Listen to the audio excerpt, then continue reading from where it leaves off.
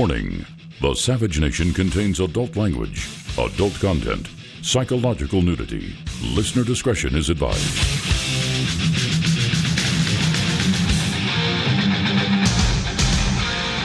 And now, America's most exciting radio talk show, The Savage Nation, home of borders, language, culture. And here he is, winner of the National Radio Hall of Fame Award, Michael Savage.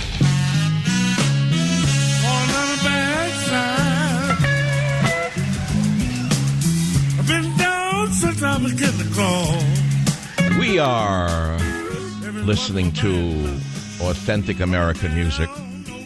This is Albert King, Born Under a Bad Sign. Let's listen for a minute so you can hear real American music. Listen to the lyrics just for a minute. I know you don't want to translate. Born under a bad sign. Been down since I began to crawl.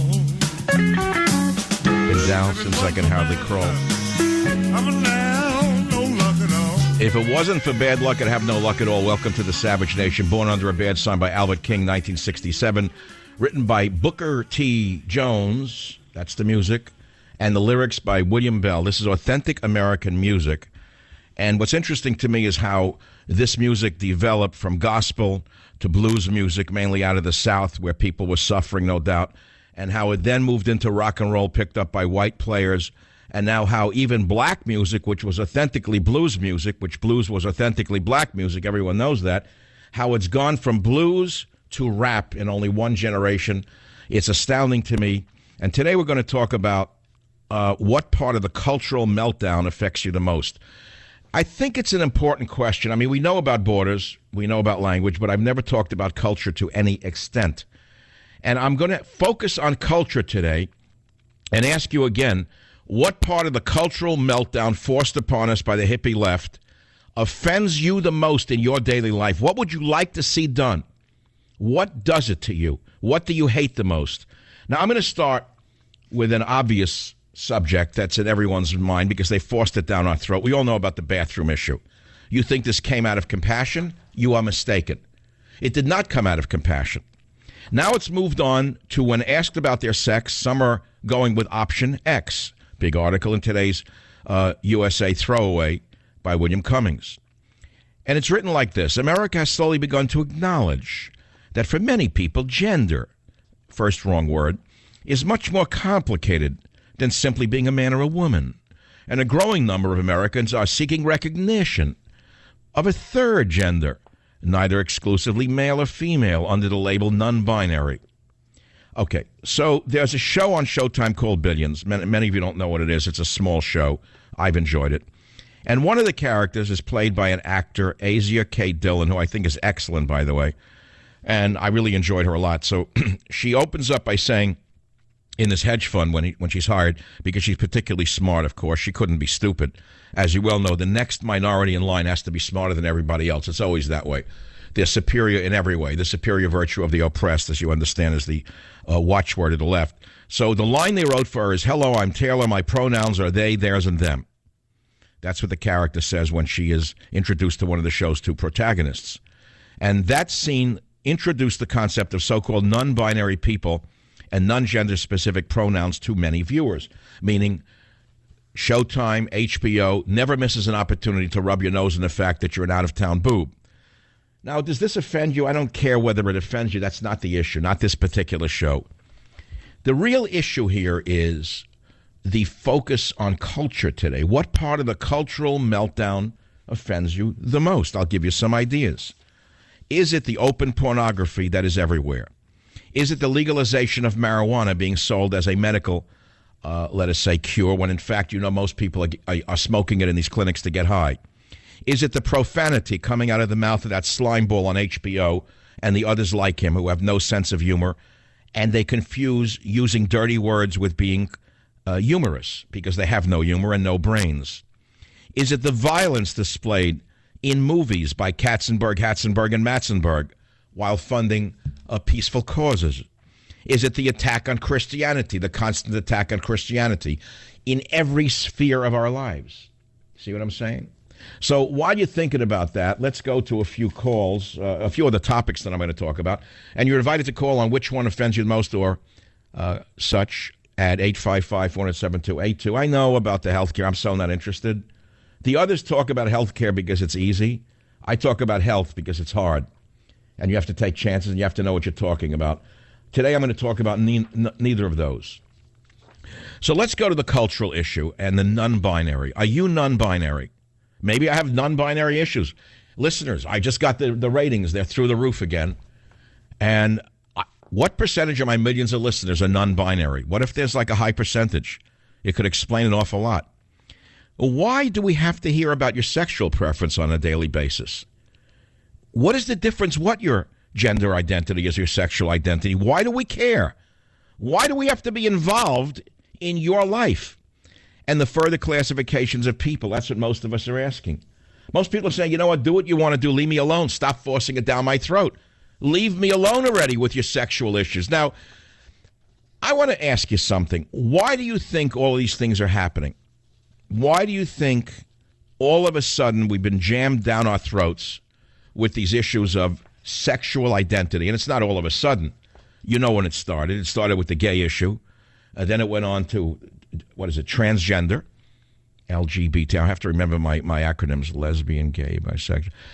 It went on to gay. Then we talked about transsexual or transgender. Now we're on to binary. See, there's always a new iteration of the same situation in order to create the procrastination amongst our nation. That's the whole story in a nutshell. But what's the genesis of all of this? A listener wrote me this. The listener said, I don't know. But what I'm curious about is which gender characteristics make someone one gender or the other, or something in between, or outside of, well, I don't know. The listener said after taking around 100 units of mainly sociology, psychology, anthropology, and philosophy courses between 03 and 16, one theme that frequently reappeared and stayed consistent throughout that 13-year time span, contrary to even our all-powerful media rhetoric to the contrary, was this. It was that gender is a social construct, that we learn which mannerisms, choices in material objects, like toys and clothing, emotionality, physicality, hairstyles, hobbies, are acceptable for us based on our sex, and those behavior-related things make up our gender, of which there are two, since there are two sexes. Now, there are some variations other than XX and XY and ambiguity with genitalia. But as far as I'm aware, the listener writes, the gender confusion is not limited to those with irregularities in sex chromosomes or sex organs. So this gender confusion or ambiguity doesn't correlate with sex ambiguity. And then the listener goes on. What's the fuss about? Men don't want to be emotionally inexpressive, but what, they want to twirl around in dresses and giggle instead? Robert, what do you think of that one? Robert got a laugh out of that. And women don't want to twirl around in dresses, but want to wear men's suits and be stoic? If so, why does anyone care? Why is this a constant topic of conversation all the way into the political arena? Who decided that gender is no longer a social construct, but now a biological trait? And if it's, well, you get the picture. This is the story that I want to talk about, along with the other cultural stories that are related to it. I talk about borders, language, and culture. And I think there's no relationship between what I'm about to play for you and what I just said, but it'll lighten the day up to listen to Nancy Pelosi to show you that not only do we have a problem with cultural attitudes in America and cultural confusion, but actual political confusion because there are too many old people holding on to their jobs who should have been retired a long time ago. Here is Nancy Pelosi, who is rightly being blamed for the meltdown of the Democratic Party, all their recent losses, who goes up there and has the nerve to say that you're not going to hear clip 5. Listen to this with the cuckoo clock, please. I'm a master legislator. I am a strategic, politically astute leader. I am my leadership is recognized by many around the country, and that is why I'm able to attract the support that I do, which is essential to our election, sad to say.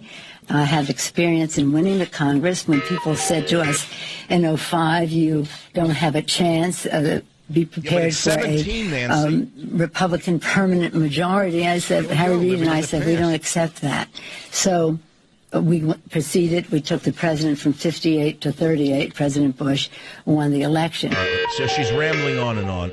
Look, she's probably a decent person, a good mother and a great-grandmother and a fine Catholic. And I mean those words.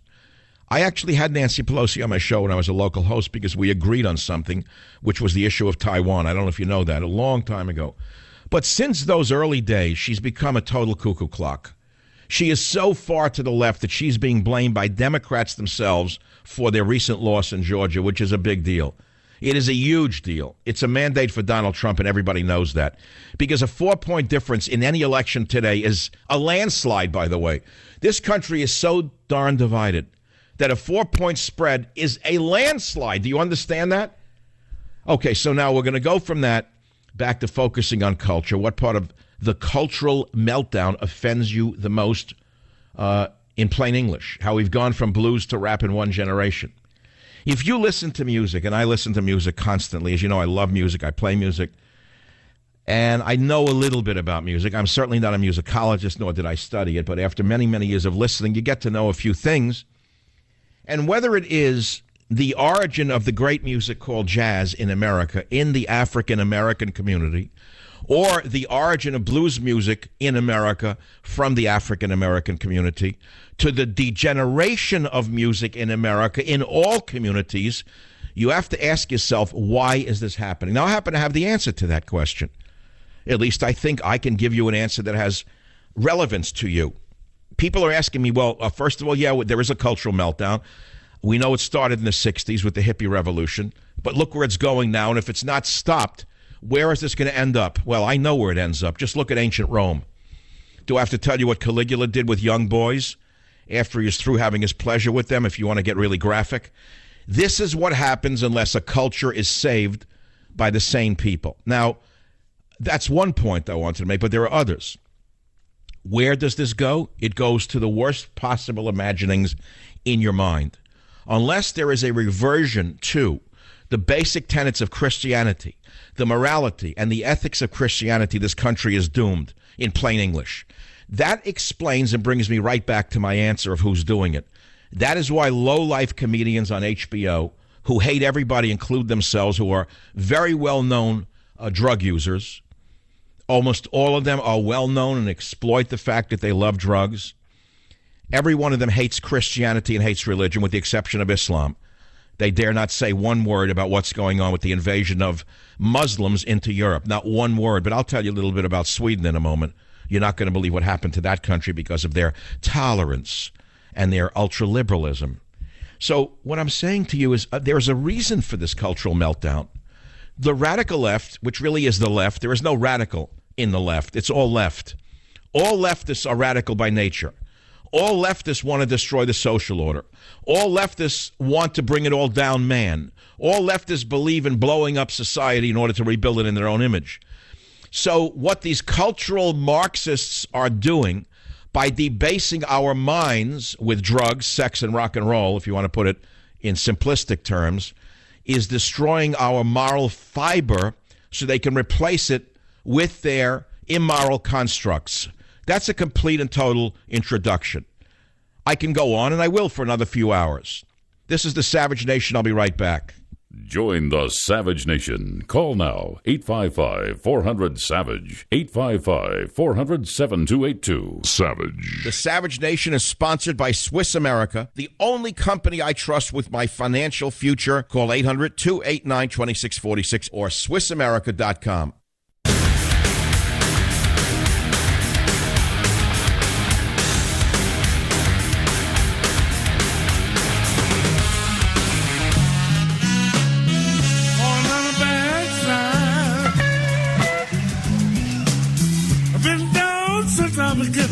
You know, if I was going to go on a vacation, I go to Memphis, Tennessee is where I'd go. The blues clubs on Beale Street. But I'm not. I just did it in my mind. I don't need to go anywhere. It's called time travel, mind travel, my travel, your travel, his travel. So a new article just came out. Trump wants a 5-year welfare ban for new immigrants. Now, look, I'm not going to take credit for that, but it's been in 2 of my books. It's been in Government Zero and Trump's War. If you want to see where Trump's going to be going on so many issues, it's in my book, because that's the architectural plan of this revolution. They're all reading it. I know it for a fact. They're cherry picking my book. This is great. The White House had originally thought about doing this as an executive order, but now says they want to go to Congress. How many of the cowards in Congress are going to vote for this? It's a good idea, because the Center for Immigrant Studies shows that 51% of households headed by an immigrant are using some form of public assistance, compared to only 30% among non-immigrant families. So they're bleeding us dry, as we know. They're bleeding us dry. We, the people, know it. We're paying the bill, not the congressmen, not the elites on HBO who tell you, oh, that's so racist. That's so profiling. No, it's so sane. That's what it is. WABC, Don, what part of the cultural meltdown offends you the most? Don on WABC Line 2, fire away. Yeah, well, here in New York on Long Island, my wife and daughter are educators in predominantly black areas. And the kids are being taught that you could only be a racist if you're white. Okay, that's racism of the worst kind. Yeah. This is now indoctrination that is regularly taught in the schools in Nassau County? Well, Suffolk, that I know of. My wife and daughter are out here on the island. Well, who took over the school system there? Who's the superintendent of schools? They have to be sued. A coalition of parents has to get together and sue the school superintendent for damaging the psyche of your children. How's that? For being overtly racist against white people. That would stop it, nothing else. And I'll tell you something else, Don.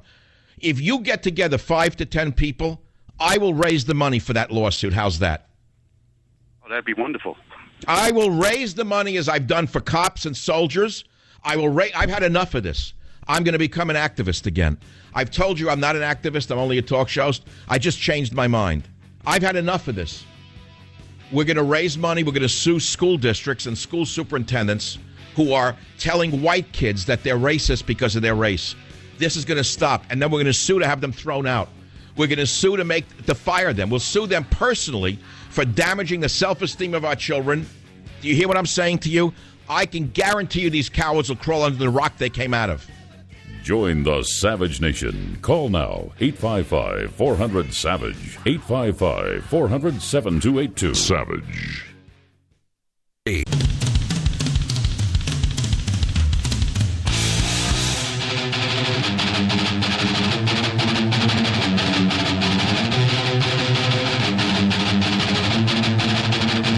It's getting near dawn. My favorite song. When lights close the tired eyes. It's become my favorite song in rock and roll history. My love. I don't know, it reminds me of San Francisco in the 70s, which I actually hated. But looking back, it seemed good. Isn't it crazy how you look back and think things were great when they were terrible? You're looking back, but it was a horrible time. It was awful what affirmative action was doing to me. But looking back, it seemed like fun, but it wasn't. It was terrible. Play it again just for the heck of it. I mean, I remember driving on California Street, coming up and down those hills. It's beautiful. You can do it to this day. You avert the bums, the potholes, the beggars on every corner. You think you're in Calcutta. It's like driving in Calcutta in San Francisco, but the roads are worse. That's the only difference between this city and Calcutta. Right, you have the same number of beggars, but the roads are better in Calcutta. That's because all the money gets sent home because of the wonderful folks in Silicon Valley who bring them in, they send the money on them, and therefore they don't have to pay you more than $6 an hour. So we're talking about culture. What part of the cultural meltdown offends you the most? And I've shown you how we've gone from JFK to Nancy Pelosi in one generation. And why do you think the third gender, the binary situation, so-called, is being forced down our throats now? They saturated us first with gay. That goes back to the 50s. It didn't start in the 60s. Because I remember even in the 50s, now that I think about it, the first sexually, I'm trying to use the right word here without offending anybody, Christine Jorgensen was the first visual or well-known public male to have his schmendrick removed by surgery. and to become a woman. And it became huge news. Every paper I grew up was reading. Christine Jorgensen this. Christine Jorgensen was the Caitlyn Jenner of her time. Caitlyn Jenner's a joke altogether because that's not a real, that's like this guy's an attention junkie. If he had to become a dog to stay in the news, in my opinion. I have in my hand a picture of me in the 9th grade, Parsons Junior High School, Queens, New York. I could see myself. I'm the kid in the front between the tall, skinny Ichabod Crane math teacher and the principal who had a big head like a macrocephalic. I remember him to this day. And I was in the front row because I was not tall. I was one of the shorter kids. I'm looking at all the kids in that classroom. Look how innocent I look. I'm thinking, what would I be today if Katzenberg, Hatzenberg, Matzenberg, and Ratzenberg had not taken over the movie industry? What if there was still imagery about American heroes? What if instead of seeing Brokeback Mountain, I would still see cowboys who were really cowboys, instead of even perverting the image of the cowboy? What if instead of debasing the American soldier, they elevated the American soldier? As in my day, I'd go to the movies. I'd come out of the movies just so inspired. I love being an American. Like Audie Murphy. Remember the movies of Audie Murphy? A great American hero. They didn't show the My Lai massacre. They showed Audie Murphy. And I'm sure in World War II, there are plenty of massacres on both sides. But the newspapers didn't put down our troops to make them look like mass killers. Wonder where that kid wound up. Where is he? Interesting kid. That one was going to go to medical school. I remember him. He dropped out. I heard years later, he had a nervous breakdown. It was too hard. That one started to go to law school. He became a mass murderer, right? He made a decision that he had more. That one wanted to be an accountant, the one who looks like Howdy Doody in the top row. I'm looking at the junior. And he went to work for Bernie Madoff, right? What about those girls? They were weird looking. Girls don't look the same as they do in those days. That's the odd part. They look like ordinary, girls, 13 years old. Girls today, it's hard to tell how old they are. They walk with their mothers. You don't know who it's the mother, who's the daughter. The mother's trying to keep up with the 13-year-old daughter. She wants to be her best friend. Women, can I give you a hint? Your daughter doesn't need a best friend. She needs a mother. That requires work. That requires thought. That requires discipline. Something I know that most mothers don't have because they were raised by mothers who didn't have any. That's all. I'm unloading. And so, therefore, I turn it to you again, my friends. This whole binary thing. Binary, schminary, hinary. You look, there were always people like that who, let us say, were sex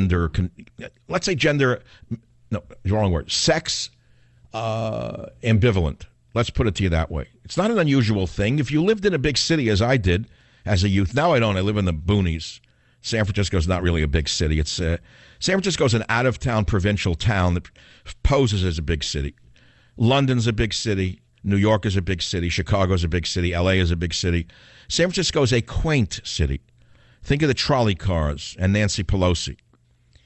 Think of octogenarian politicians who confuse one president with another and then say that they're master legislators, even though they lose one election after another. That's the city I live in. Or bathrooms. You don't know which bathroom to go in. I don't even look anymore. The cleanest bathrooms, by the way, are the changing rooms. But you're not allowed to go in them, right? That's only for mothers, for changing. I don't know what they are anymore. There's like every bathroom in San Francisco. There's so many bathrooms, you need a map. If I'm in a mall, I have to go to the bathroom as a man. I have to look. I don't know which one to go into. M, MF, F, FM, a changing room. You don't know which one to go, and you're afraid you're going to be arrested just to go do a normal thing in this city. Do you want to talk about this topic? If not, I'll blow it off. By the way, I'm giving you a warning. You ready for the warning? It's a minor one, not a big. I've been having technical difficulties, not because of anyone's fault. I run off units called Telos Extreme. They're the greatest units in the world. So last week we were getting like blips in the sound. You might hear like stuff like that, right? And so then we thought the system crashed. So we asked AT&T to run a check 9 days ago. No answer yet. You talk about a government.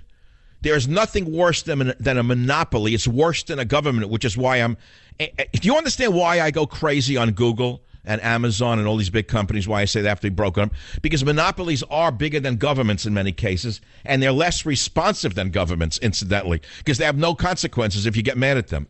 Governments have some consequences. They can get thrown out of office. Eric Schmidt, there's no consequences to.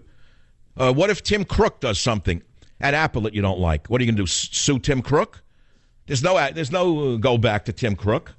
So that's why I don't like Monopoly. So what I'm saying is that we write AT&T is that they do it. It's a no answer yet. 9 days later, is the trouble on the line? So the engineer came out this morning with a new Telos unit. We put it in. I just had to adjust it during the show, during a break, and lower the gain from plus 12 to 0. If you heard the first segment, I was so loud, right, Robert? They probably got scared. They probably got frightened and ran for the hills, called a doctor. But then we heard a little brrr. So if we get a crash somewhere during the show, I'm going to go to a tape. It won't be longer than 8 minutes. I got it timed down perfectly. Luckily, I have another studio within 5 minutes from here. People say, why do you have all these studios? What, are you crazy? I have 6 home studios, not all within the area, but only 3 within this area that I pay for around the clock. 1 in L.A., 1 in Florida, 1 in San Francisco. I know it's crazy. And the lines are hot and running all the time because why? It's like Napoleon, who loved chicken, told his chef to always have a hot chicken on the spit for him. The guy said, wait a minute, you're only going to come back here once in a while. So he said, if you say that to me again, your eyes will be my cufflinks. Just make a chicken, put it on the spit, and make it so it's hot. No matter when I arrive, there is a hot chicken for me. I don't want a supermarket chicken, he said to him. I want a hot chicken on the spit at all times because I like fresh chicken cooking. So they make chickens around the clock for Napoleon. If he showed up once in a while, there was a fresh chicken. I guess the other officers and the crew ate the other chickens if they had them. But no one dared say anything to him because he would have turned their eyes into cufflinks. That's the joy of being a dictator, I suppose. So that's the reason I have so many studios, is because, like, when this one crashes, I jump in my car and I race to the next one.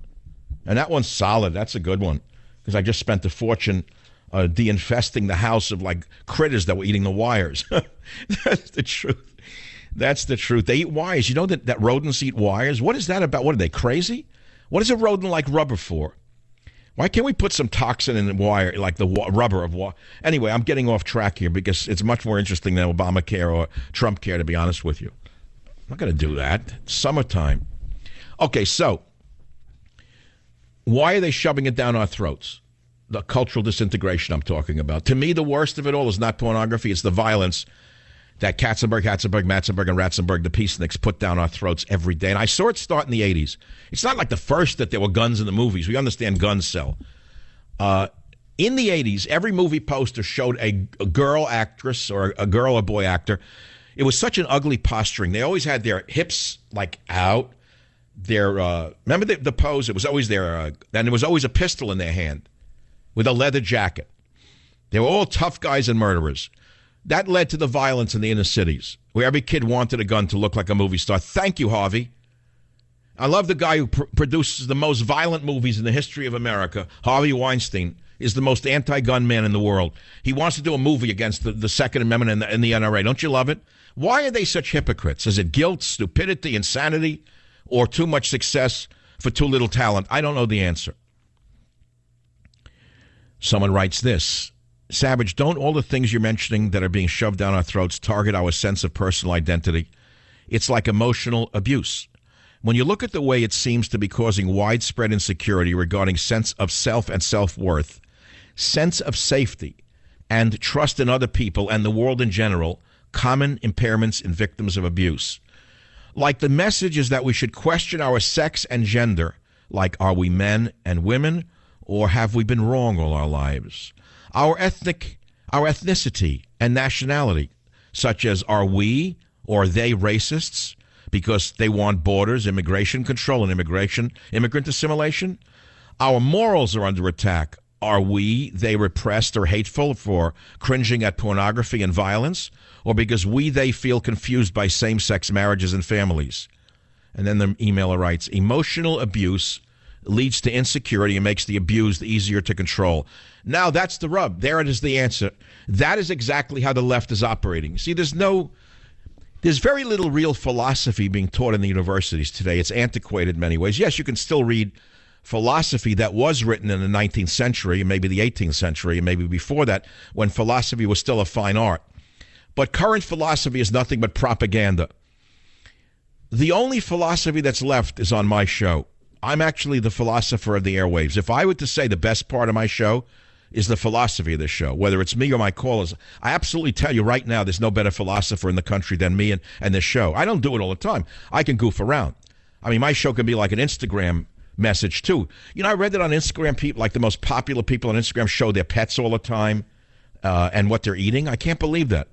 Oh, that was the woman model who died when the whipped cream can blew up in her face somewhere. It was in Canada? That's unbelievable.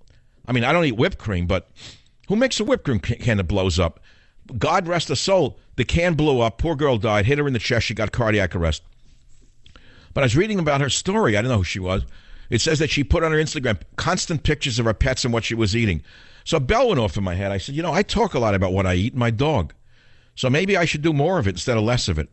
I'm starting to think I should do that. I think I'll start posting pictures of my lunch, what I eat during the show, when you hear me gasping for breath. Not yet. It hasn't. It's only a quarter to the first hour. I'm not ready for lunch yet. Maybe the next hour when you hear me gagging and my words start to slip. I can't go do a show without eating. You don't know what a stress this is on my life. A normal person is thinking of having lunch right now on the West Coast, right?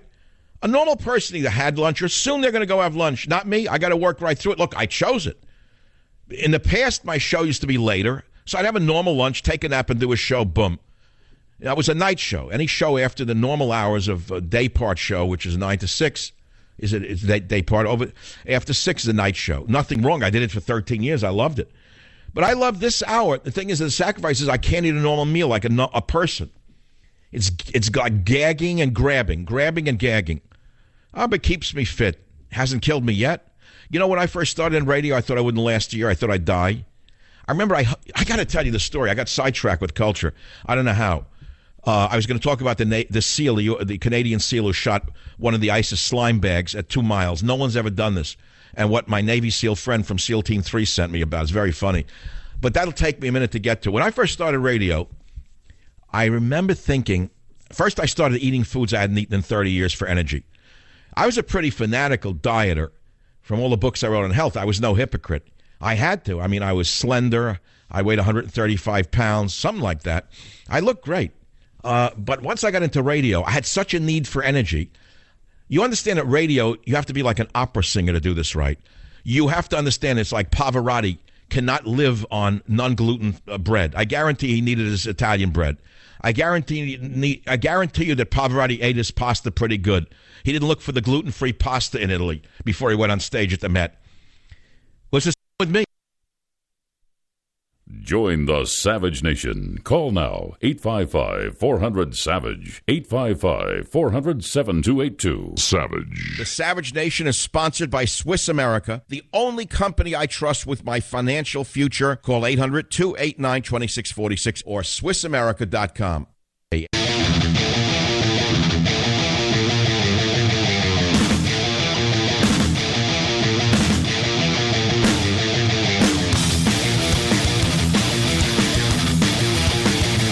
Focusing on culture, what part of the cultural meltdown offends you the most? And we're talking about all of the cultural assaults upon our senses and how, although it looks as though it's individualistic and that it's just fun and games, it is not. It's part of a plan to destroy America from within. Remember that the communist movement, yes, I'll say it like it is, I've studied it in great detail since I'm 18 years old, had a full-scale attack upon the, quote, bourgeois family. And remember, the attack on the family is the key to breaking the society in pieces. And boy, have they come a long way, baby. They have done such a great job on the family. There's almost nothing left for them to do but keep up the good work that they've been doing. Thank you, Katzenberg, Hatzenberg, Matzenberg, Ratzenberg, and HBO. You've done a great job in destroying America from within. And so that's what we're talking about. I mean, are you non-binary? How does this affect your everyday life? Why is it so important for the rest of us to hear about your sexual orientation? To me, it's like digestion. I don't talk about, well, actually, I do talk about my digestion now that I think about it. So maybe we should talk about sexuality a little bit. But why is it so important to talk about it all the time? Why is that the most important thing on earth? Is it the most important thing on earth? You mean the threats to this country by North Korea right now, a nuclear power? The threats to our survival by the maniacs in the press who are trying to start a war with Russia? That's not a bigger problem than what you do to get your rocks off? You mean the threats to this nation by the Muslim invasion? Excuse me, the Islamist invasion is not a problem for you? And by the way, speaking of that, when is the last time you heard CAIR, the Council on American Islamic whatever it is, apologize for the latest murder or attack? Like, when? I don't know. I haven't seen any. Did we lose the show again, Robert, or we're still on the air? Because I'm running to the next studio during the break. It's the third time we've broken down, which means that, well, at least we ran a test and found that it's not the Telos equipment. It's AT&T. Thank you, AT&T. You've done a great job. Join the Savage Nation. Call now, 855-400-SAVAGE, 855-400-7282. Savage.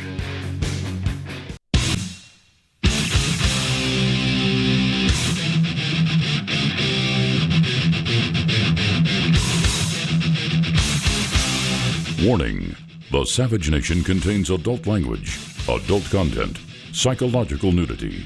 Listener discretion is advised.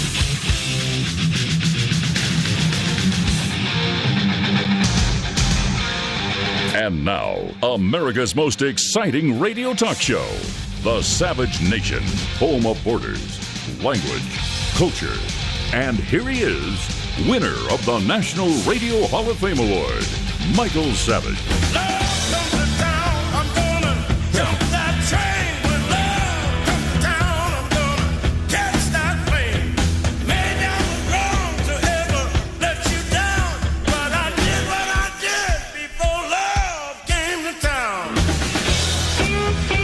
God, yeah. Take me to Beale Street. So today we're talking about the cultural meltdown in America. We know when it started, more or less. It really didn't start with the hippie 60s.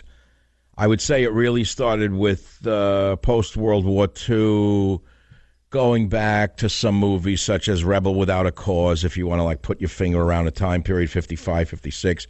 James Dean as anti-hero was one of the early imagery of the punky kid who kind of doesn't fit in, hates his family, that kind of thing, on a minor scale. Then we went on to, let us say, later 50s, Lenny Bruce, who I admired, but he certainly was part of the cultural meltdown, even though I loved him.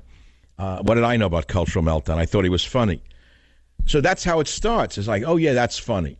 But you got to understand that what are you laughing at is what you're laughing at is yourself, your mores, your nation, your family, your church, and yourself. You're laughing at your own survival, in other words, in plain English. So there's a war going on in this country, and there has been for a long while, and enough is enough. We elected Donald Trump. We have a mandate, take our culture back, period, end of story. That's really what it comes down to. So what am I calling for? Nothing. I am not calling for anything. I am not a culture warrior. I am only a commentator and an observer, by the way. You want to know what I think should be done? I would rather not tell you because I enjoy my career in radio very much.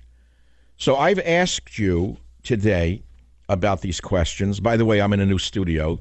During the break, while you were enjoying yourself, having a sandwich, I had a racing heart, tachycardia. I had a race from one studio to another because of a crash on the phone lines. In other words, it was not the Telos equipment, which was replaced this morning, because we thought AT&T had said that they did a trouble call and there was nothing. Turns out it is the lines. Then as I'm racing up here, I see a trucks on the road, which has men at work. So it means they're playing with the lines while I'm on there. They can knock me off again today here. Anyway, there we are. L.A. paving way for Obama Boulevard. Oh, that's great. I can't wait to never drive on that one. Which one are they changing? Are you kidding me? Wait, which one are they going to change? Santa Monica Boulevard? Which one are they changing it? Soon add Obama Boulevard to them. Where would it be, though? Where are they putting it in L.A.? Obama? Where would it be? Between Jefferson... They want to rename it 3-4-mile segment of Rodeo Road between Jefferson Boulevard and Arlington Avenue? Are they crazy? Of Rodeo Road? I don't even know where that is. It's not Rodeo Drive. Rancho Cienega Park? Oh, I don't want to read this anymore. There's only one road that should be named after Obama, and that's a road that leads to nowhere. It's that simple. Okay, so now let's get back to today. Why is it that we're being assaulted with the sexuality business? It's bad enough that we have to hear about it, but that our children are being brainwashed about it at the same time wherever you go. So what part of the cultural meltdown affects you the most? Is it the open pornography? Should pornography be made illegal again? Is it the legalization of marijuana under the guise of medical marijuana, and we all know it's to get high? Is it the constant profanity on the airwaves and in movies? Is it the violence displayed by Katzenberg, and Matzenberg? Is it the false images of sexuality portrayed by the advertising gurus? Is it the attack on Christianity or the family? It's all of those things. What do you think it is? That's all. Now, I don't know whether this can be turned around. I actually don't know if a Chernobyl-like meltdown of a society can ever be changed. I really don't know. Certain things can be changed. We can start at the bottom. Let's talk about curing the problem. Okay, let's start at the bottom, the basic stuff that we could control, and see where that leads. New York was a cesspool after the Democrats ran it into the ground. Then along came Rudolph Giuliani, Republican, and he started with the squeegee men. The squeegee men were bums who, when you're at a traffic light, would take a greasy, dirty rag that had recently been used for cleaning a cesspool, and they'd rub it on your windshield and beg for money. And you knew if you didn't give money, they'd smear the whole car. People were going crazy in New York City. I was living here at that time. Giuliani said we're going to start with lifestyle issues like bums. So he cleaned it up. He made it illegal for squeegee men to operate on corners. And then slowly but surely they worked their way up to the crime of the streets, and the city became safer and cleaner. Now that we have a Sandinista in office in New York City, Mario de Blasio, a blowhard like you've never seen, a complete fraud like every leftist, Mario de Blasio has now turned New York City backwards in time, where crime, panhandlers, etc., pimps, prostitution, drugs, overt everything is in the streets again. This is what happens with liberalism. Tolerance is killing all of us. So you can start with the squeegee men. It's that simple. But I want to ask you, the people who are listening to the show, what you think. That's the whole point of the show. That is why it is called Talk Radio. And although it is 10 minutes after 1 bell here on the West Coast, it's already 10 minutes after 4 bells on the East Coast, which means nothing to you but a lot to me because the show's almost over, which I don't know how it happened. Henry on KSFO line 2, which part of the cultural meltdown bothers you the most? Panhandling. Michael, no contest. I am panhandled on muni buses. My favorite offender is an elderly pork bun who receives Section 8 housing, Meals on Wheels, subsidized PG&E, and she's still out there begging people for $1. But wait, how do you know she gets all these free things? Has she told you? I live in her building. Oh my God. Well, she's very ambitious. She's quite a capitalist when you think about it. I mean, she's adding to her income. What's wrong with that? Isn't that free market capitalism? I'm joking. Yeah, my favorite energy vampire also is today's energy vampire is well dressed, has sports tattoos, has a cell phone, and rings my doorbell at midnight to panhandle. I mean, it's incessant. I hate the hippies for promoting this garbage. What neighborhood do you live in, Henry? North of the Panhandle, not far from the street, which is a complete sewer. Oh, you live near Stanton Street? No, I don't want to give my address, but all right, but I know where you live. I know the Panhandle. It's in the Valley area beneath UC Med Center, for example, right? Would that be fair? The kids call it Upper Haight. You know, I'm Upper Haight. Far from. Look, hate is hate, no matter which way you call it, lower or upper, it's still hate. That's right. No matter how they peddle it, it's still hate. How do we go? This is a great line. Here's a savagism. How do we go from hate Ashbury to hate everything? Well, 50 years of liberalism has created a situation which the philosopher... but you sound like a guy who could be confused with the San Francisco liberal. By listening to you, I don't think you have too many friends in your neighborhood, do you? Not anymore. What, because you started expressing yourself and you listened to this show? Well, very carefully. I've been listening to you for quite a while now. But you don't tell anybody. Like when you go to your secret meetings with the secret handshakes, you don't tell them you listen to the Savage Nation. Look, I got to tell you, Henry, that I happen to know for a fact most of the Democrat leadership in San Francisco listens to this show almost every day. I was told that point blank. They listen to it because they want to know what sanity is left in this country. They don't know where to turn because they all feed each other the same rubbish. They know they're lying to each other. They know they have to say it, so they think they do. They don't even know what's right anymore. So they listen to the show to hear how the average person still thinks. It's a redeeming. All right. And by the way, yesterday I mentioned that I'm relaunching Trump's War because it's more important than ever. And I'll bet you didn't buy one, right? Correct. Okay. I'm not punishing you. I'm sending you a free copy. You know how many people I meet lately who say, Michael, I'm a real fan of your show and I buy your books? It's amazing to me. But I thought about it. If more of you went and bought Trump's War Now, do you realize what a revolution we could really cause? Because now that we have a mandate after the Georgia election, which we do, and I'll have to repeat this again until you finally hear me. The Democrats are saying it's not a big deal. It was a close race. That's not true. Every political race in America now, with the exception of California, which is a communistic one-party state, every other race in this country is razor thin in division. And the winner and the loser are very close. This was a huge difference of 4 points in Georgia in that special House race. That's an enormous victory for the Republican Party, and that is a mandate for Donald Trump. It's that simple, and that's a mandate for us to take back our culture. That's why I'm doing that show today. Now, what part of the culture wars do you think Trump is actually going to engage in? I wonder. I know he put out a speech today, or a tweet, I don't know what it was, that he wants to limit welfare benefits to 5 years or something. Like immigrants can't get welfare for 5 years. That's right out of my book, which is great. But I have a chapter on culture, which I really will mention. Trump's culture wars. What is culture? That's not entertainment. Plato warned us. Trump's war for education. How academia is poisoning our culture. The bully pulpit. So this little book of philosophy, Trump's War, begins with page 91, what is culture? Let me read it. I don't know what I wrote. Let's see if it's any good. Well, no. What are my solutions? 1, kill Common Core at the state level. 2, restore civics classes at the local level. 3, abolish the Department of Education. 4, use the bully pulpit to preach Americanism. So that's what Trump should be doing. He should be doing more preaching about what America really is. And here's how I begin. No one's talking about the culture. There's almost no mention of cultural topics or issues. Have you heard anyone, even in the Trump administration, talk about pornography or the drug epidemic? I haven't heard it. We heard about the drug epidemic during the campaign. That came up for a little while when he was in New Hampshire because they're suffering greatly from epidemic overuse of OxyContin due to the evil people in the oxy business, the drug manufacturers, some of whom should be in prison for life. You talk about the swamp. We know about the swamp of corruption in Washington. That's a given. How about the social chaos that we experienced after almost a decade of the swamp creature in the White House? We don't want the same radical political leadership that caters to pornographers, drug dealers, perverts, illegal immigrant felons, and foreign competitors. Nor do we want another administration that disdains church, family, fathers, mothers, children, and decency.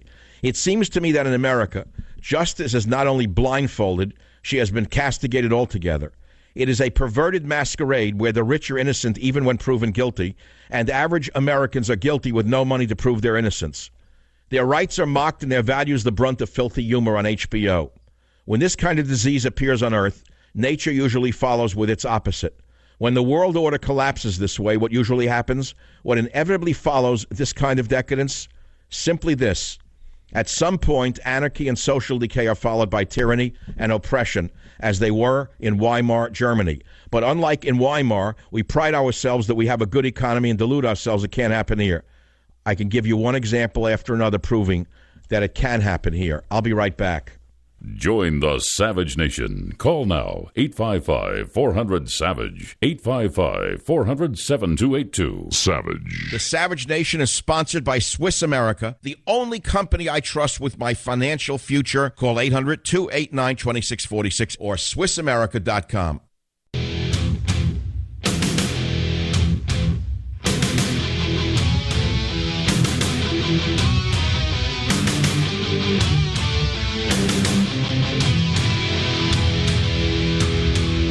All right, here's a shocking story to show you how sick and evil and fascistic the liberal Democrats are. It's easy to say, but hard to prove.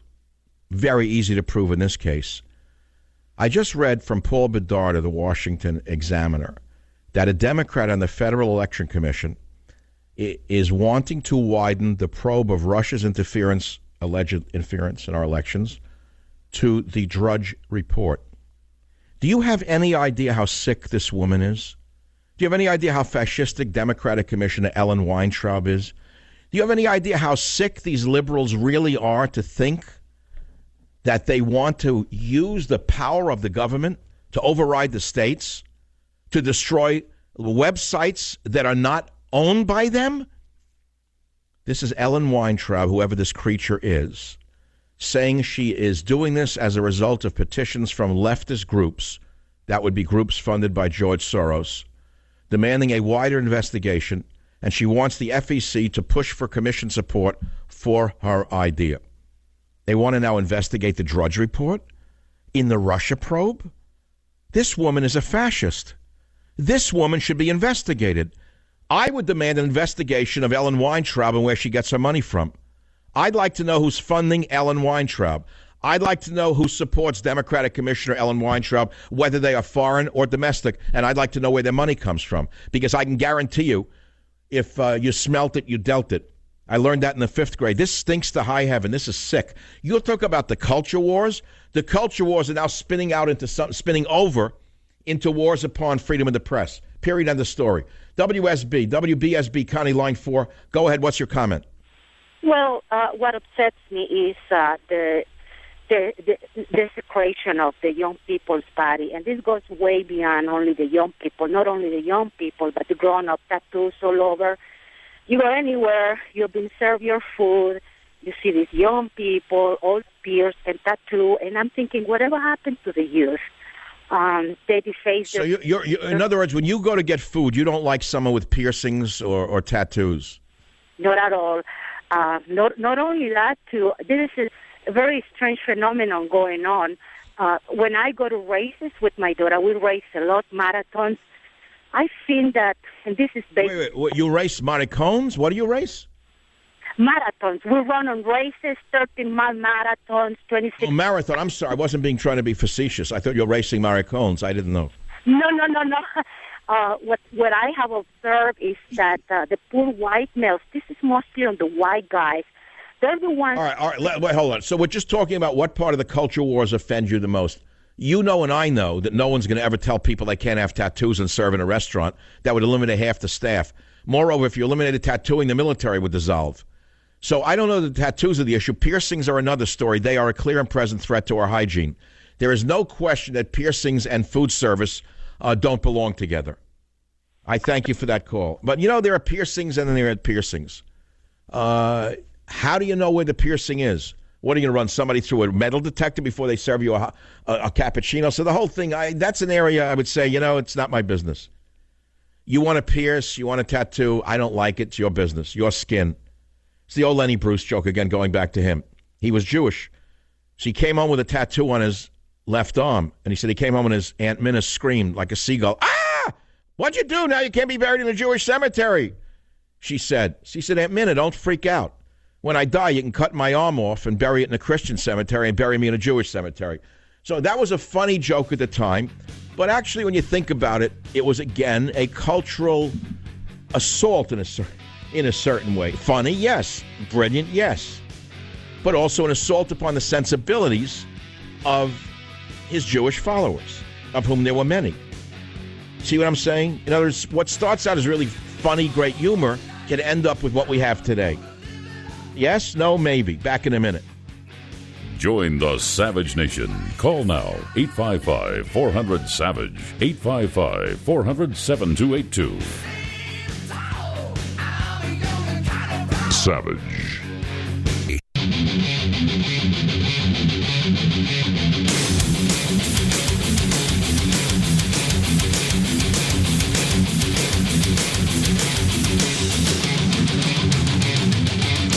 So now these psychopathic Democrats, so-called, they're really fascists, want to include the Drudge Report in their investigation of Russia collusion because she lost.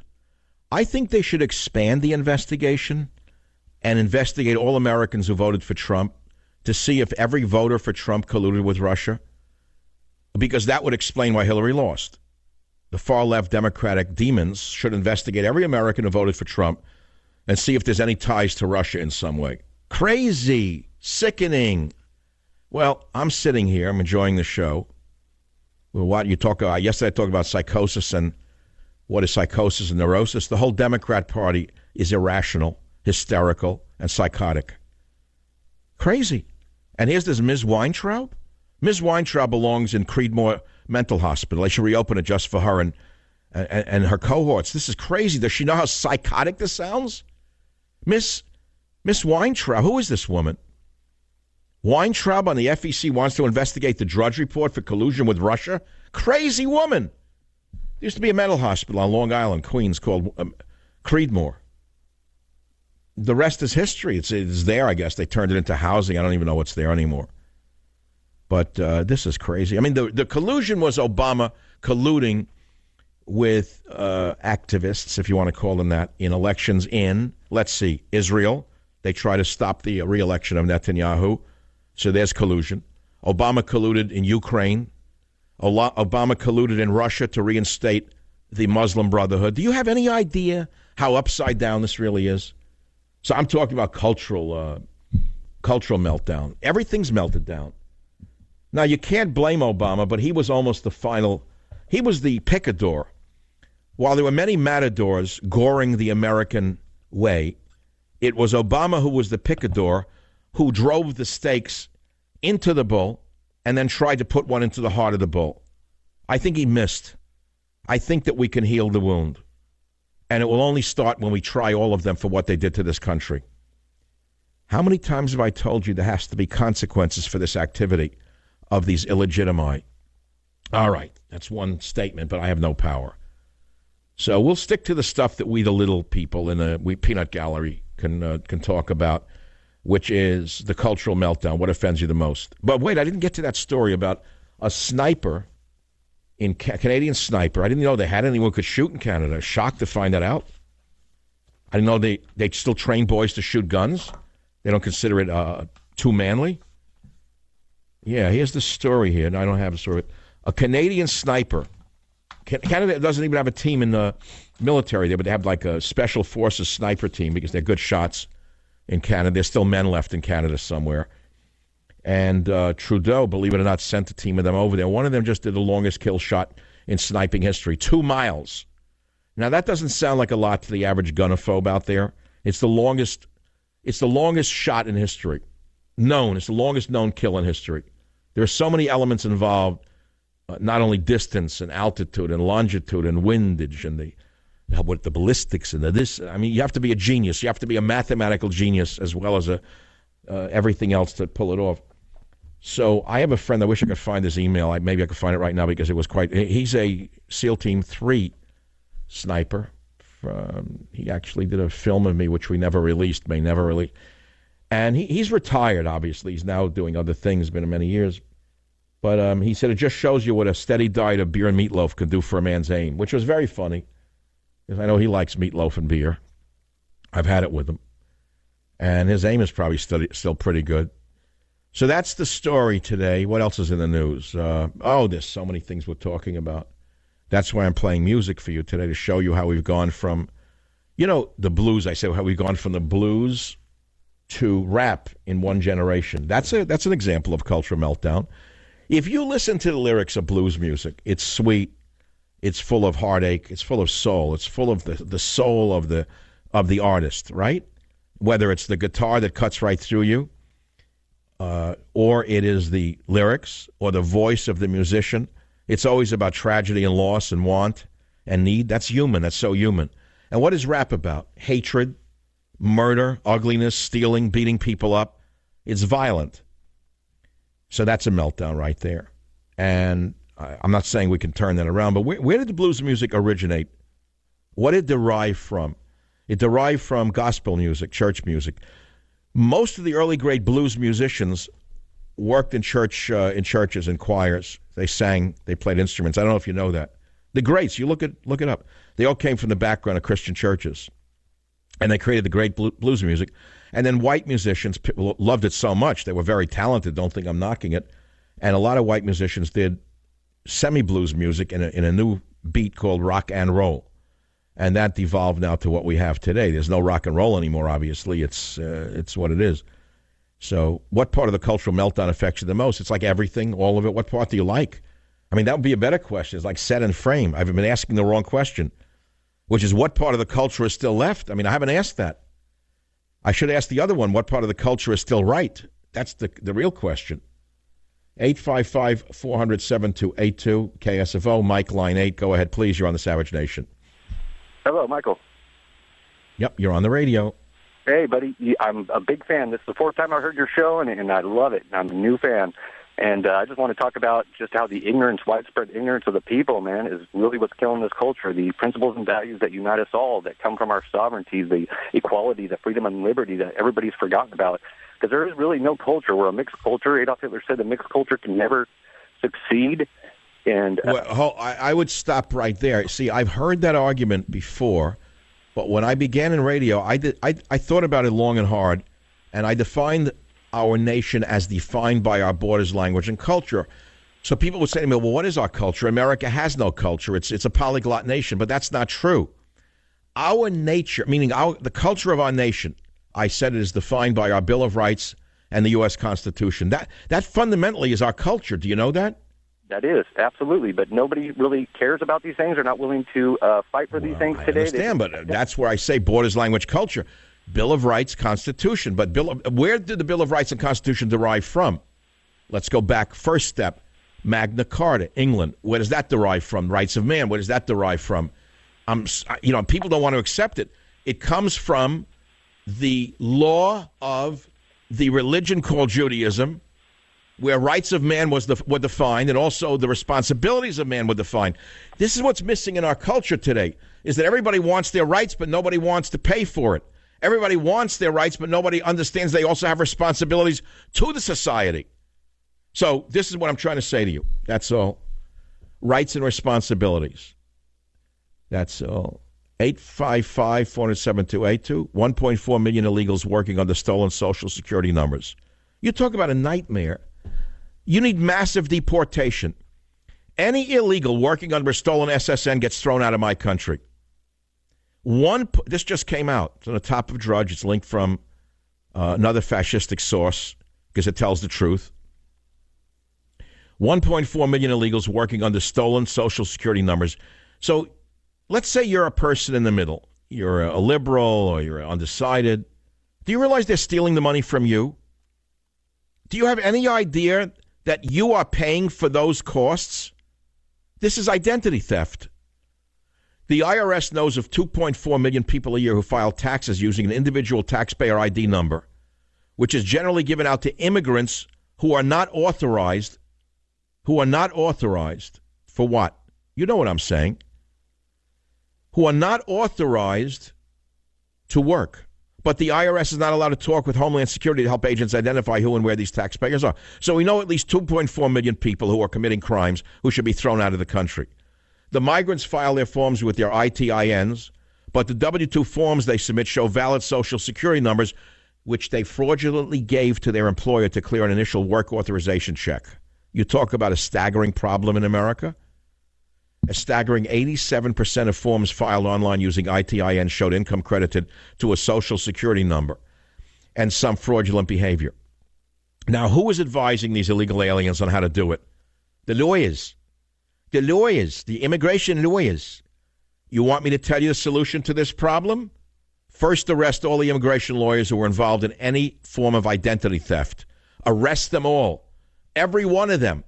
You want to get to the bottom of this? Start with the immigration lawyers who have been part and parcel of this fraud on the American taxpayer for well over 30 years. Period. End of story. Now, my friends, you realize the trouble that Trump is having is because he wants to do some of these things. I mean, you do realize that there's a big, big group of people who make fortunes off crime. Some of them have white collars. Some of them don't use guns. Some of them only use the gun of the law. But nevertheless, they're bigger criminals than some who use guns to hold up a store. So, my friends, Trump knows this. Trump is no dummy. Trump wants to crack down on this. He wants to deport the illegals who are committing crimes, which would be all of these millions who are using false SSNs. They may be nice people. They may be hardworking. I throw them out of the country. They committed a felony. Out you go. Out you go. Clear the air. Get rid of the felons. That's number one. Number two, who filled out the forms for you? Who? Oh, Lawyer X? He's going to jail. Get him in jail. Create a whole new jail just for lawyers somewhere. Put it in the Arizona desert in the summer without air conditioning and make him stay there for 30 days. Give them any kind of food they want. Let's see how long the fraud continues. You want to clean things up? Start from the bottom and work your way up to the top. Now, number 2, you want me to go to 2, 3, 4, 5 to infinity? Go to Read Trump's War or Government Zero. Okay, because I've been doing this for 20 some odd years. I'm a thinker. I'm a writer to begin with. I'm a philosophy PhD from a great university. So I give you commonplace philosophy for the average man. Maybe it sounds simplistic to you, but I found it a long time ago that sometimes the most concise answer is the most erudite answer. And a long-winded answer to a problem is often the wrong answer. I learned that with professors who I liked and I didn't like. I learned it later on in life as I went to graduate school. The higher up I went in academia, it became clearer to me that the best professors were the ones who could explain their complicated subjects in the most simplistic terms so I could understand it. You know, remember when you went to college, the junior professor who came in would drive you crazy with facts, with diagrams on the board, give you a lot of tests because he was insecure or she was insecure and didn't really know the subject matter that well. So they buried you with data because they didn't know what they were talking about. Then you got on in school and maybe you went on for a master's or a PhD and you went into graduate seminars where there were very few students in the seminar, maybe 3, 4 people sometimes. I was lucky enough to have seminars where I was the only student, believe it or not. This was a great story. I told it once or twice. I had to read Le Pensée Sauvage in the original French and discuss it with the professor. That was a long time ago. I don't speak French anymore, unfortunately. I have no need for it. But nevertheless, he was a professor from Harvard summer school. I was his only student. So we talked about Lévi-Strauss's La Pensée Sauvage, the Savage Mind, in French. Never, so I'm getting, but he was easy to deal with. He didn't sneer at you. He didn't try to blizzard me. It was not like he tested me. He was teaching me in the old Platonic method by teaching me something he knew something about in a way I could understand it. And I learned more from him than I did from the professor who wanted to test what I didn't know. It's the same as the cop who stops you for speeding and says, look, ma'am, I'm not going to give you a ticket. I'm just going to give you a warning because by you speeding down the Waldo grade at 85 miles an hour, even though you're driving straight, I know you're a good driver, but it's the person coming up who you're coming up behind who I'm worried about, the person who sees you in the rearview mirror and slams on the brakes and kills you and her and some other people. So I'm going to let you go. That's the good cop. You understand what I'm saying to you? Because that woman will never speed again. Every time she speeds down the Waldo grade, she's going to say, wait a minute, I could get killed or kill someone because a woman in front of me or a guy could slam on the brakes. You see what I'm getting at? I'm the good cop. I'll be back in a minute to talk about the bad cops on the Savage Nation. Join the Savage Nation. Call now, 855-400-SAVAGE, 855-400-7282. Savage. The Savage Nation is sponsored by Swiss America, the only company I trust with my financial future. Call 800-289-2646 or SwissAmerica.com.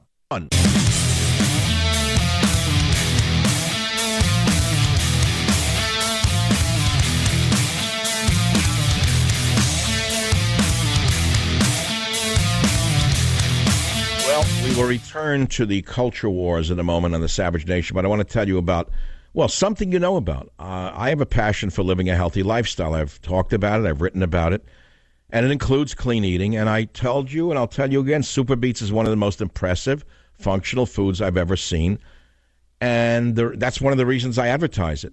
Blood flow, blood flow, blood flow. What do I mean by that? Beets are loaded with dietary nitrates, which convert into nitric oxide in the body. Nitric oxide helps support healthy circulation and healthy blood pressure levels.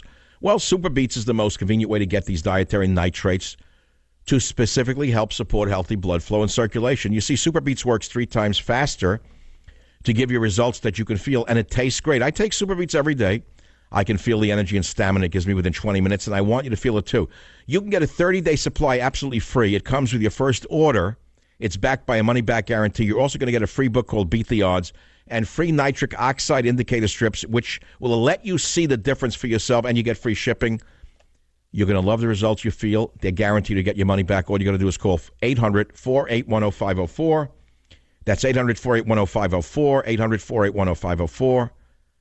Or go to SavageLovesBeats.com. That's SavageLovesBeats.com. I'm running out of time.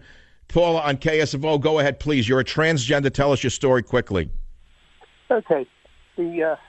Obama administration gave some guidance to schools, telling them that they should allow boys to use any bathroom they wanted to do. The way this has been interpreted is that any man in a bar can suddenly decide that he's a woman and go and use a ladies' toilet. That is not acceptable. Similarly, a boy at school can suddenly... I'm not following you. Are you actually a transgender, or you're offended by the fact that there are people faking it to get into the opposite sex bathroom to be the peeping toms that they are? I am transgender. I've never had a problem using whichever restroom I'm... In other words, so you're a man who identifies as a woman and presents as a woman, correct? That's correct. Okay, so you've always gone into a woman's room and no one made an issue of it, right? Absolutely. No. All right, so once they mandated it as a government issue, it became a confused issue. That's what I say. If I'm a woman, I'm in a woman's room, and a woman comes in, how do I know she's transgender, she's behind a stall? How do I know? I don't know anything about it. Why make me think about it? I think that's what you're saying, Paula, right? Yeah.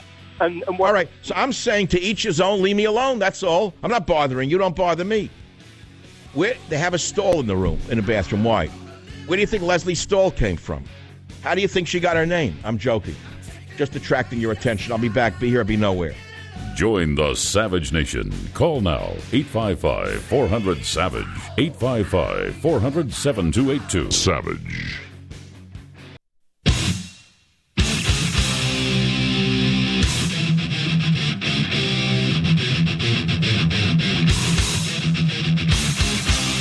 Warning. The Savage Nation contains adult language, adult content, psychological nudity. Listener discretion is advised.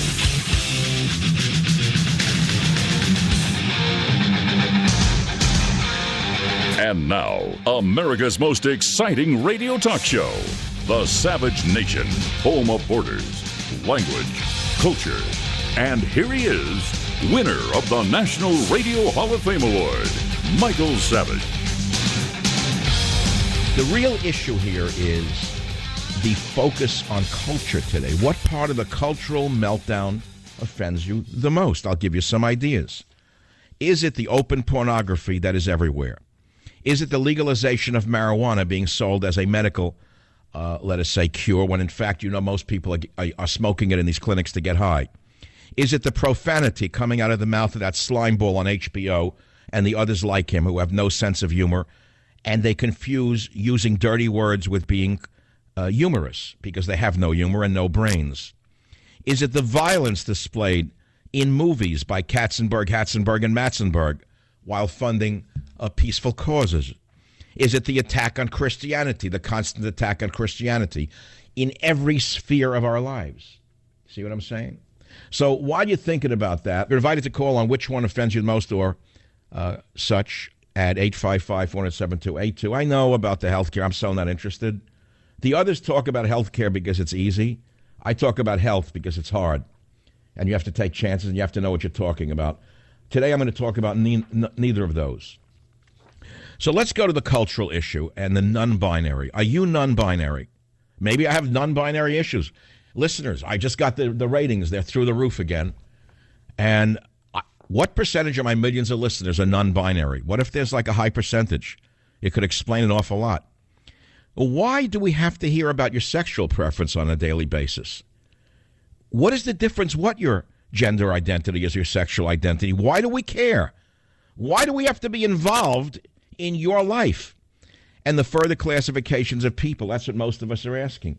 Most people are saying, you know what, do what you want to do. Leave me alone. Stop forcing it down my throat. Leave me alone already with your sexual issues. Now, I want to ask you something. Why do you think all these things are happening? Why do you think all of a sudden we've been jammed down our throats with these issues of sexual identity? And it's not all of a sudden. You know when it started. It started with the gay issue. Then it went on to, transgender, LGBT. I have to remember my acronyms, lesbian, gay, bisexual. It went on to gay. Then we talked about transsexual or transgender. Now we're on to binary. See, there's always a new iteration of the same situation in order to create the procrastination amongst our nation. That's the whole story in a nutshell. But what's the genesis of all of this? A listener wrote me this. The listener said, I don't know. But what I'm curious about is which gender characteristics make someone one gender or the other, or something in between, or outside of, well, I don't know. The listener said after taking around 100 units of mainly sociology, psychology, anthropology, and philosophy courses between 03 and 16, one theme that frequently reappeared and stayed consistent throughout that 13-year time span, contrary to even our all-powerful media rhetoric to the contrary, was this. It was that gender is a social construct, that we learn which mannerisms, choices in material objects, like toys and clothing, emotionality, physicality, hairstyles, hobbies, are acceptable for us based on our sex, and those behavior-related things make up our gender, of which there are two, since there are two sexes. Now, there are some variations other than XX and XY, and ambiguity with genitalia. But as far as I'm aware, the listener writes, the gender confusion is not limited to those with irregularities in sex chromosomes or sex organs. So this gender confusion or ambiguity doesn't correlate with sex ambiguity. And then the listener goes on. What's the fuss about? Men don't want to be emotionally inexpressive, but what, they want to twirl around in dresses and giggle instead? And women don't want to twirl around in dresses but want to wear men's suits and be stoic? If so, why does anyone care? Why is this a constant topic of conversation all the way into the political arena? Who decided that gender is no longer a social construct but now a biological trait? And if it's, well, you get the picture. This is the story that I want to talk about, along with the other cultural stories that are related to it. And I think there's no relationship between what I'm about to play for you and what I just said, but it'll lighten the day up to listen to Nancy Pelosi to show you that not only do we have a problem with cultural attitudes in America and cultural confusion, but actual political confusion because there are too many old people holding on to their jobs who should have been retired a long time ago. Here is Nancy Pelosi, who is rightly being blamed for the meltdown of the Democratic Party, all their recent losses, who goes up there and has the nerve to say that you're not going to hear clip 5. Listen to this with the cuckoo clock, please. I'm a master legislator. I am a strategic, politically astute leader. I am my leadership is recognized by many around the country, and that is why I'm able to attract the support that I do, which is essential to our election, sad to say. I have experience in winning the Congress. When people said to us in 2005, you don't have a chance, be prepared for 17, a Republican permanent majority. I said, Harry Reid and I said, we don't accept that. So we proceeded. We took the president from 58 to 38. President Bush won the election. All right, so she's rambling on and on. Look, she's probably a decent person, a good mother and a great-grandmother and a fine Catholic. And I mean those words. I actually had Nancy Pelosi on my show when I was a local host because we agreed on something, which was the issue of Taiwan. I don't know if you know that, a long time ago. But since those early days, she's become a total cuckoo clock. She is so far to the left that she's being blamed by Democrats themselves for their recent loss in Georgia, which is a big deal. It is a huge deal. It's a mandate for Donald Trump, and everybody knows that. Because a 4-point difference in any election today is a landslide, by the way. This country is so darn divided that a 4-point spread is a landslide. Do you understand that? So a new article just came out. Trump wants a 5-year welfare ban for new immigrants. Now, look, I'm not going to take credit for that, but it's been in 2 of my books. It's been in Government Zero and Trump's War. If you want to see where Trump's going to be going on so many issues, it's in my book because that's the architectural plan of this revolution. They're all reading it. I know it for a fact. They're cherry-picking my book. This is great. The White House had originally thought about doing this as an executive order, but now says they want to go to Congress. How many of the cowards in Congress are going to vote for this?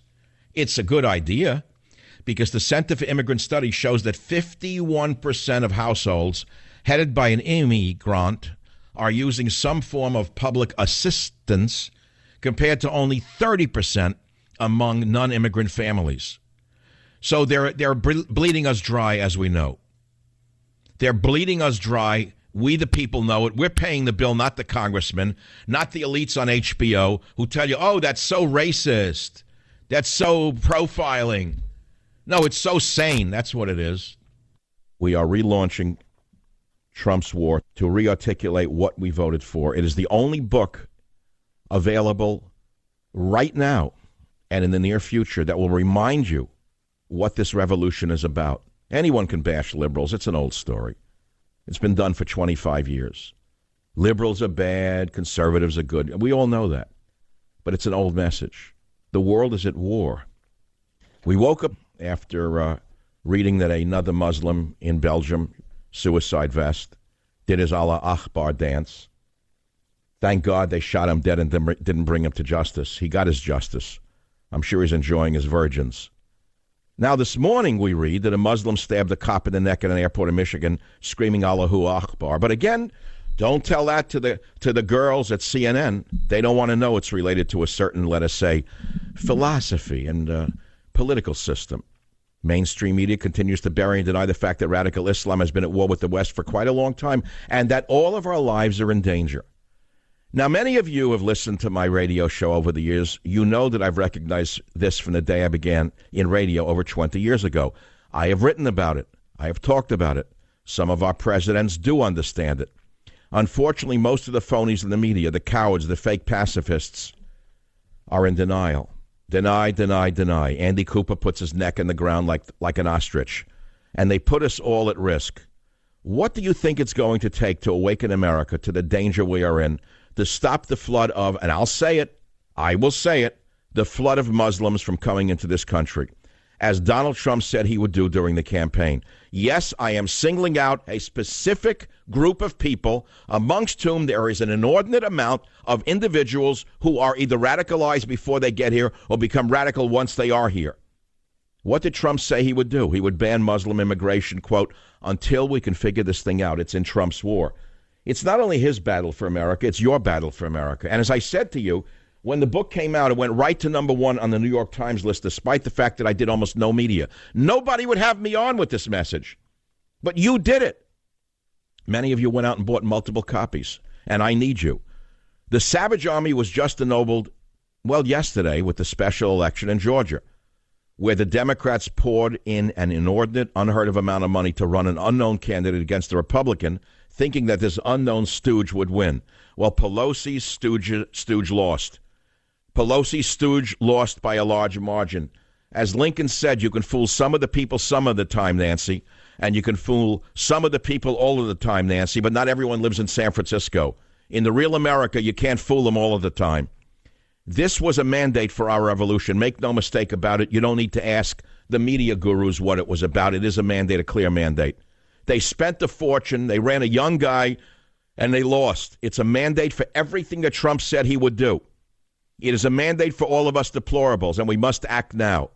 What we can do to advance our agenda now that we have strength again, simple. For one, we need to know what our agenda is. How many of us actually remember what Trump promised and what we voted for?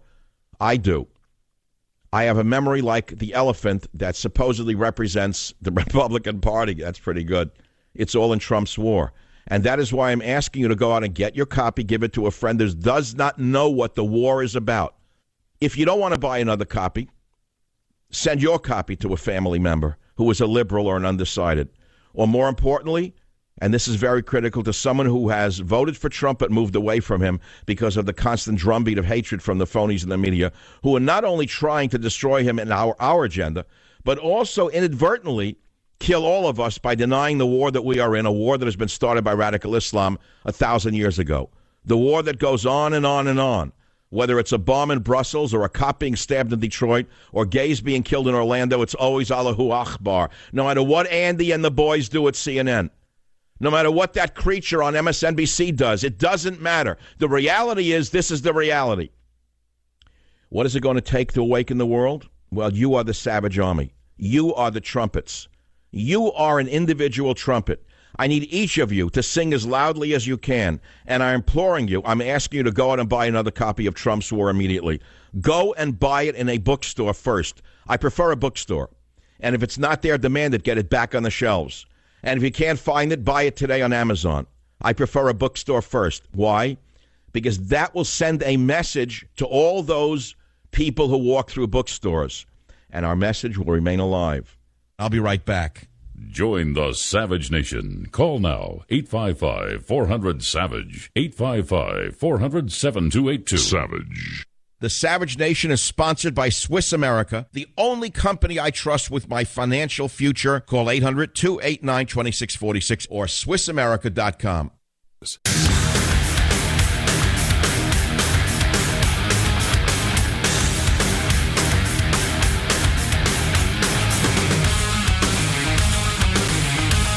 Back with you on the Savage Nation. This is Michael Savage. The phone number is 855-400-7282 if you care to join the conversation. And we are continuing our conversation about the cultural meltdown in America and which part of it irks you the most. Is it pornography, the profanity on the airwaves, the violence displayed by Katzenberg, and Matzenberg? Is it the chronic attack on Christianity? I just got an email from a listener up in Sonoma County. As you know, San Francisco is San Francisco, then there's Marin County, then Sonoma, wine country. Sonoma used to be a bucolic, beautiful, beautiful country area.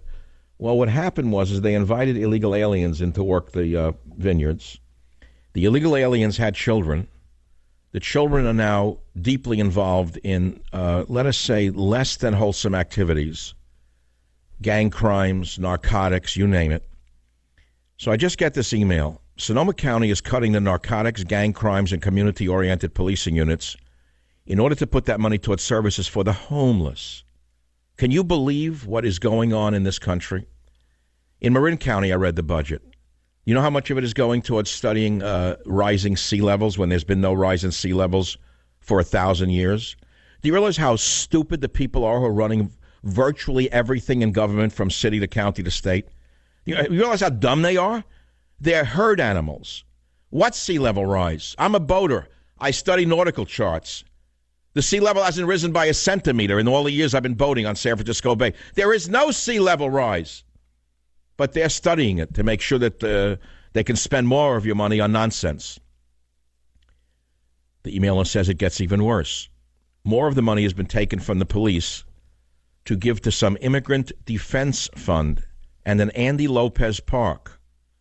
And one of the accomplishments listed in the Sonoma County budget document is, listen to this, they had a talk with 50 Spanish-speaking, undocumented immigrants about their wishes regarding Sonoma law enforcement.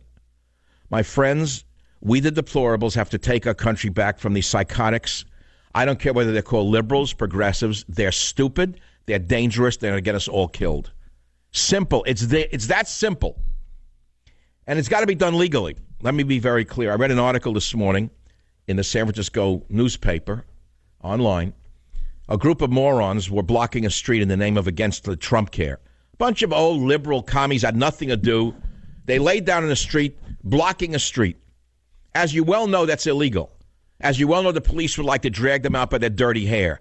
But their hands are tied by the psychotic board of supervisors here in San Francisco, so they can't do anything. So they let these moron leftists block a street.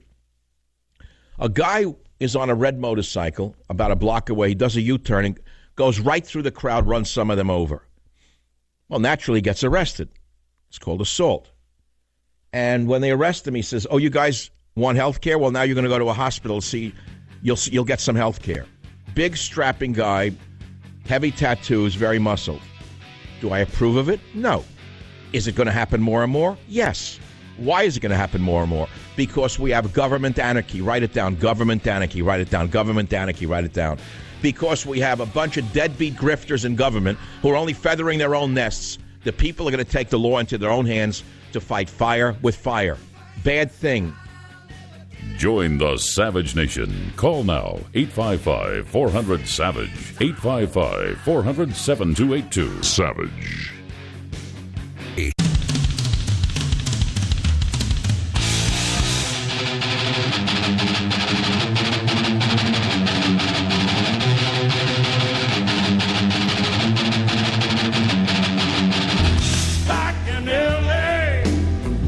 Back in L.A. This is the Savage Nation. I'm back in San Francisco. This is the Savage Nation. You know, I've never used a profane word in 20-some-odd years, and I've had people laughing for 20-some-odd years. How is it that you can make people laugh if you have a true sense of humor, and if you don't, you wind up on HBO just telling dirty stories and dirty words, and that passes for humor? All right. So here's a new story. Sanders lawyered up in federal probe of Burlington College. What does that mean? See, Bernie Sanders, the socialist Democrat, meaning the commie liar. As you well know, all communists are liars. They're grifters from the top to the bottom. They scandalize everybody that they come near. They scam everything they can, and they claim they're for the people. He's no different, the seltzer man cometh. So he has a wife named Jane. Well, she's being investigated by the Justice Department, even going back to Obama, with regard to a land deal that she orchestrated while president of the now-defunct Burlington College. A former college employee who coordinated the school's response to an FBI subpoena in February 2016 said that Mrs. whatever her name is, Sanders, was contacted by two attorneys representing Bernie's wife, Jane, shortly after the news was broken that there was a federal probe in late April. Now, what am I saying? Well, look at the story yourself. The problem is that where there's smoke, there's fire in this case, because the college is out of business. As president of Burlington College in 2010, Sanders secured a $6.7 million loan from People's United Bank, don't you love it? Which the college used to purchase a 33-acre lakefront campus for the school. Nothing wrong with that. Well, now feds are investigating aspects of that land deal, according to insiders who said they've been contacted by the FBI. What are they looking into? Well, apparently there's the loan agreement. The loan agreement required that the college provide evidence of more than $2 million in pledged donations as collateral. She said there was such collateral. However, three donors, including the largest listed at $1 million, said later that their pledges were misrepresented in the loan documents. Now, that's a big deal. That's a federal crime. Okay, she says that there were $2 million in pledged donations. Turns out that there was less. And as a result of this bingo, the school was never able to increase enrollment, as Bernie's wife projected. It closes in May 2016, with officials citing debt from the land purchase as the primary reason. Classic bust-out.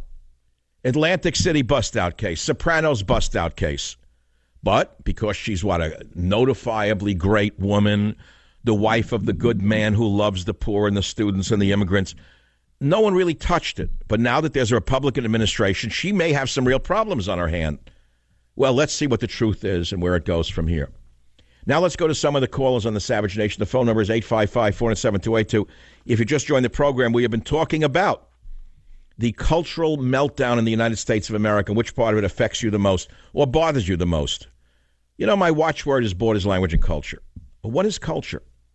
What do you find most offensive in this country that's not being done, nothing's being done about? Is it the open pornography, the legalization of marijuana, the profanity on the airwaves, the violence in the movies, the attack on Christianity? That's what we've been talking about. And I began the show by playing a great blues piece by Albert King called Born Under a Bad Sign. And I was telling you about how the music developed, how it went from gospel to blues to rock and roll. And I was talking about great African-American music and how, unfortunately, in that community, it's largely gone from no longer gospel, how it's gone from blues to rap.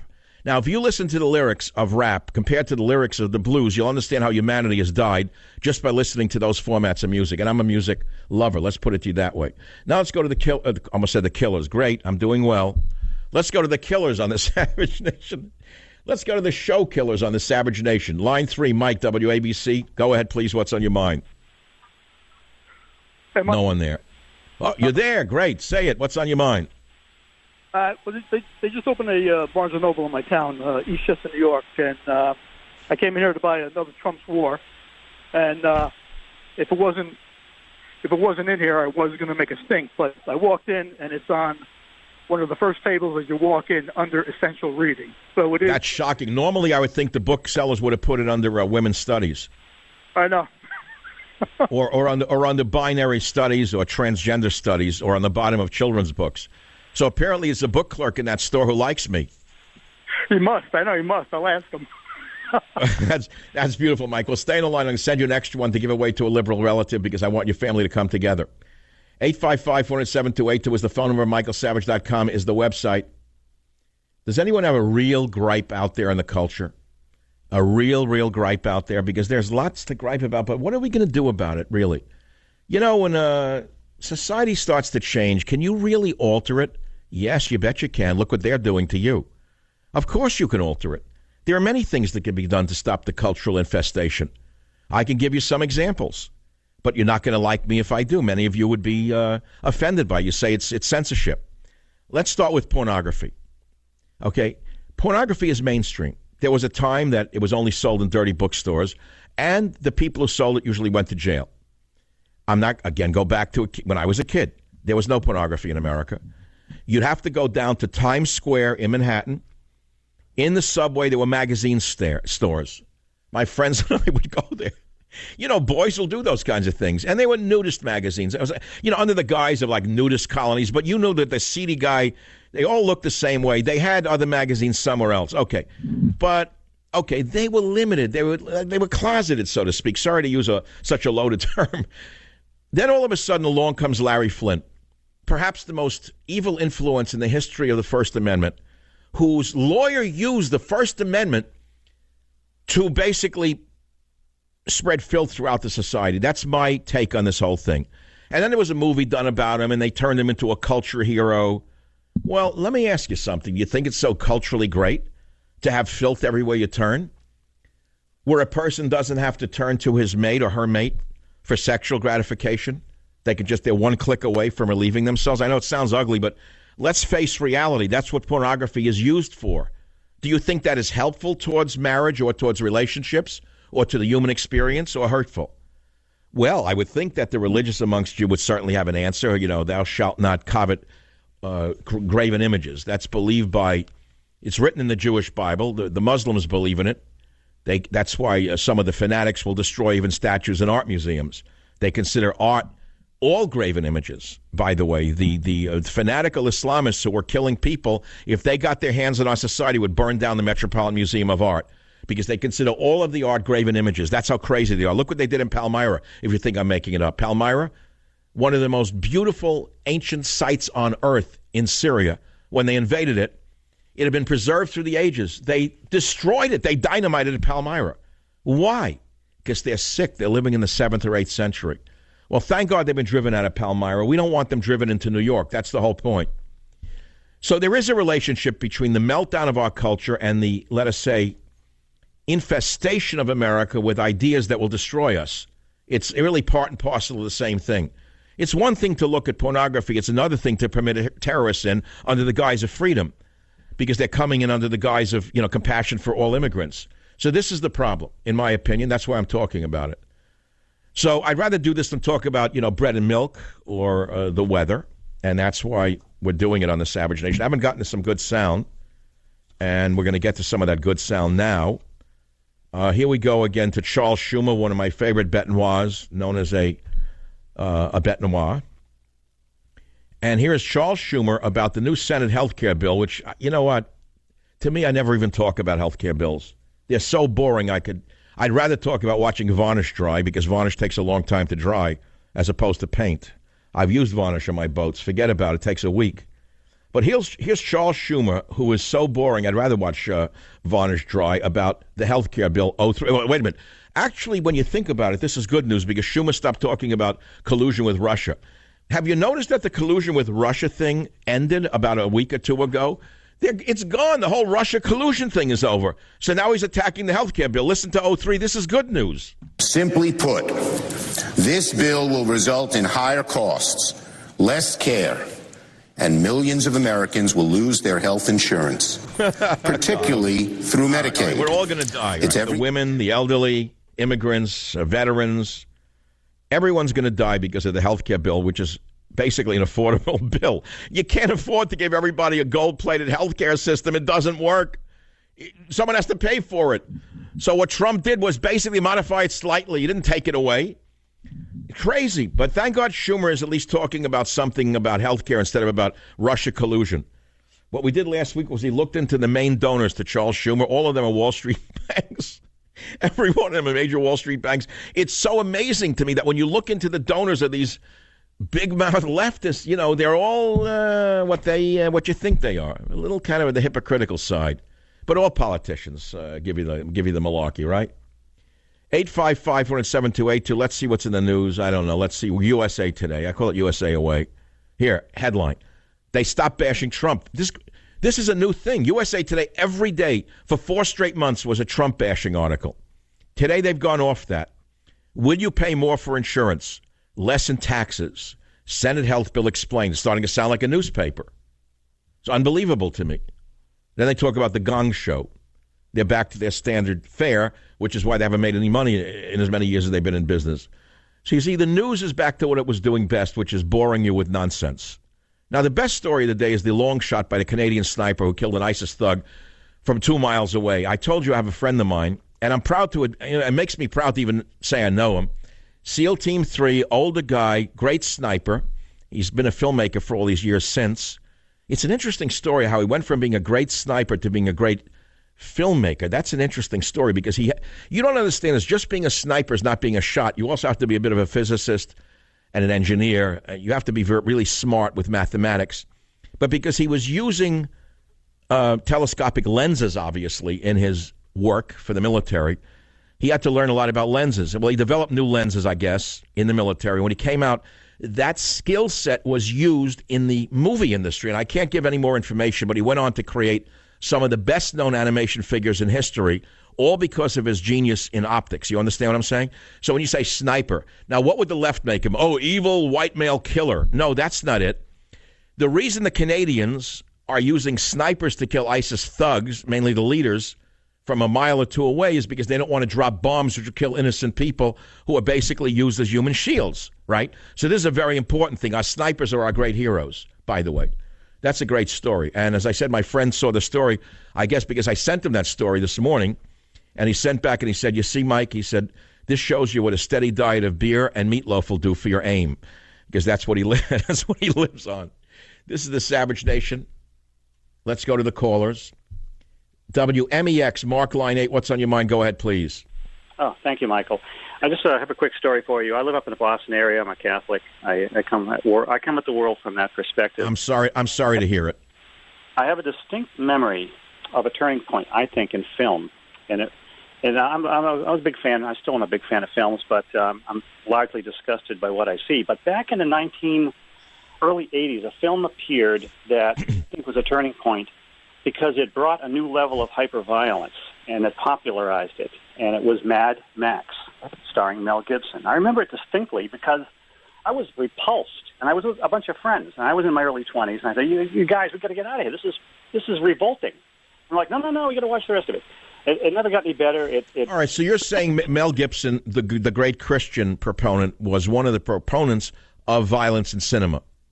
Big time. And look at his other movies. Look at The Patriot. Look at all his films. He has a... I see where you're going. You're very smart, Mark. I got to hand it to you. I saw this coming from a mile away. It's an easy one. It's a wiffle ball. So you're like a leftist pretending you're a rightist who agrees with me. I've had this before. It's nice. Keep going. I'm enjoying it. Keep on. This is a nice track. Just my thoughts. I'm not knocking it. I like intelligence. Keep going. Tell me more about hypocrisy in the cinema. Yeah, it's horrifying. Oh, wait. No, it's interesting. You should say, wait. Didn't you say that even The Patriot was a movie of violence?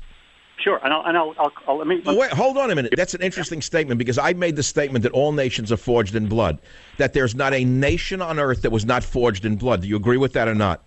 I absolutely agree with that, of course. All right, so that cinema represented the forging of a nation, meaning the American Revolution. It was not gratuitous violence. And so there's a big differential between gratuitous violence of the kind that Harvey Weinstein engages in my estimation, and a film version of the American Revolution called The Patriot. So I think what you're saying may be true to a certain extent, but you're missing the main point.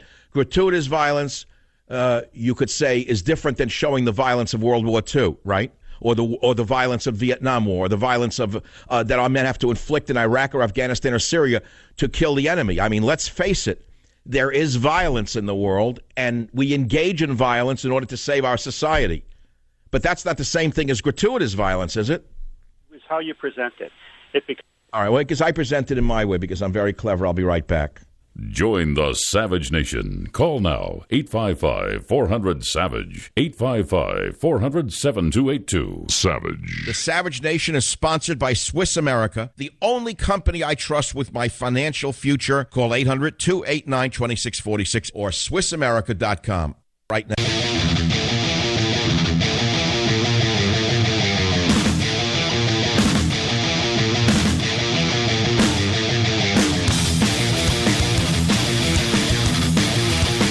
All right, so here's, as the show comes to an end, Trump says, I did not record Comey.